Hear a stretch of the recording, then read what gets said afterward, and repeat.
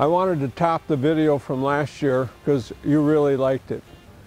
So I don't think I'm going to top it this year, but hopefully you bring back some memories for you. Right now I'm in the woods, well, on the edge of the woods, where you spent all the time with Betty Lou Gortzma. Now I'm hoping that the sea in the woods will bring back memories, and get ready because the film is about ready to start. It's called Red.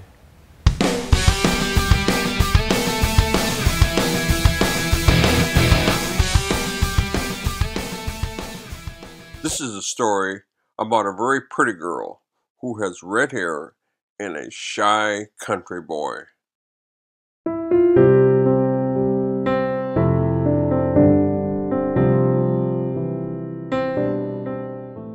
The little girl lived on Lafayette Street. The house is not there anymore because they needed to build a fancy new hospital. In fact, years later, the girl was treated in this very hospital when she was very sick. Well, this is the area where her house used to be on Lafayette Street.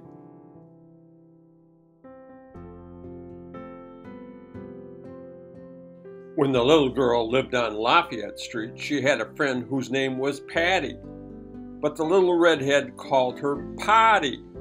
Patty was a couple years older. Apparently, she got a little upset with Potty one day and decided to push her down the stairs.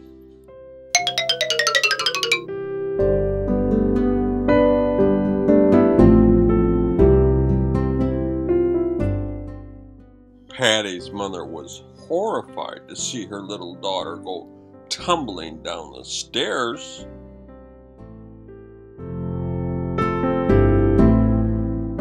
This event established the fact that you do not mess with this little redhead. In fact, I was told a story from her husband that went something like this. He was calmly having a nice lunch one day in July of 1966 when this pretty redhead chucked a hamburger at him and hit him in the face. He said the hamburger had ketchup and mustard on it. This is a good time to introduce the girl's future husband. He lived in the same city of Grand Rapids when he was a small boy. He lived in this house on Prince Street. He had a nice little dog called Toby. They were the best of friends. They would play ball for hours together. He would hit the tennis ball across the street, and Toby would go racing after it and then race right back to the boy so he could hit it again. A typical day would involve playing ball for a few hours, then the boy had to take a nap. While the boy was sleeping, Toby would sneak over to the tennis courts at a park nearby, watch the tennis match, waiting for a ball to miss the tennis court and bounce his way. As soon as one came by, he would jump in the air and snatch it and run full blast home. The dog was stealing, but the boy sure did not mind. This is the neighborhood the boy lived in. One day, him and his friend Jim were walking down the street when they were 5 years old, and they noticed a Christmas tree with lights on it. One of the boys said they could go and play ball with those lights by smashing them into the street. So the boy went back home to get his little bat. Then they proceeded to unscrew the bulbs from the tree, and Jim would do a slow pitch to the boy, and he would smash the bulbs into the street. The light smashing went on until there were no more lights on the tree. This was happening in broad daylight. There was no sense of urgency because the boys did not give it any thought that this could be really naughty. When the boy's parents found out what he did, they were flabbergasted. The boy learned later in life from his sister that the family would laugh about this event behind closed doors. The dad had to go buy new lights for the neighbor. The little girl had a friend, Betty Lou. They had many good times playing in these woods. The woods appeared to be big and adventurous to these little girls.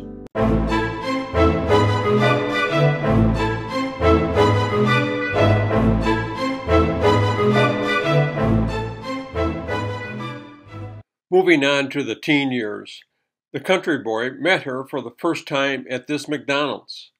She was walking with her friend Ruthie. The boy was fortunate enough to get her phone number.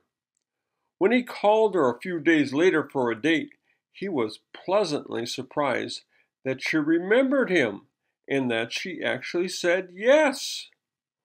Well, to this day, he really does not know what won her over. He suspects it is the strawberry pie desserts they had when he took her out to eat. The girl's toughness came through when they were first married. She found a job in downtown Chicago. She then had to commute back and forth to work in the subway system that she was unfamiliar with. They had very little money, but she always had a bright smile. They saved their money for weeks to buy a Christmas tree. They put a Christmas tree ornament on layaway until they had enough money to buy it.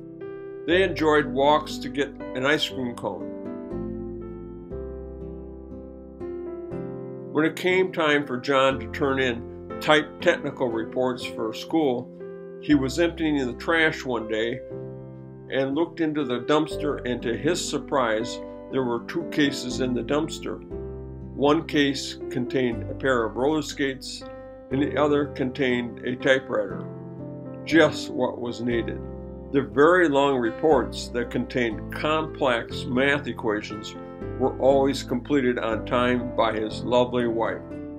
When there was just 2 months of school to attend, they splurged and purchased a used black and white TV for $12. John even watched a few TV programs during the week instead of studying.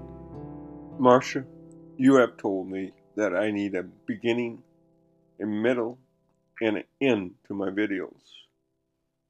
I struggled with the ending to this video until I asked myself, who is the audience?